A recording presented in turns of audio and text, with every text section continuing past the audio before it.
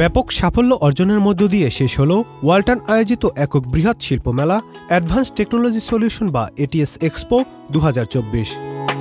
গতবারের মতো এবারও দেশি বিদেশি বিভিন্ন শিল্প প্রতিষ্ঠানের কাছ থেকে ব্যাপক সাড়া পেয়েছে ওয়ালটনের এই শিল্পমেলা।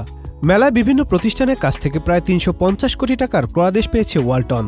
শনিবার 7 ডিসেম্বর রাতে রাজধানীর বসুন্ধরা আন্তর্জাতিক কনভেনশন সিটি হল 3-এ আয়োজিত এটিএস এক্সপো 2024-এর সমাপনী অনুষ্ঠানে আয়োজক প্রতিষ্ঠান ওয়ালটন এই তথ্য জানায়। এটিএস এক্সপোর সমাপনী অনুষ্ঠানে প্রধান অতিথি হিসেবে উপস্থিত ছিলেন অন্তর্বর্তী সরকারের বাণিজ্য এবং বস্ত্র ও পাট উপদেষ্টা শেখ বশির উদ্দিন। বিশেষ অতিথি হিসেবে ছিলেন বাণিজ্য সচিব মোহাম্মদ সেলিম উদ্দিন, বিএসটিআই এর পরিচালক S M. Ferdous Alam, patent design ও ট্রেডমার্ক অধিদপ্তরের মহাপরিচালক মোহাম্মদ মুনিম হাসান।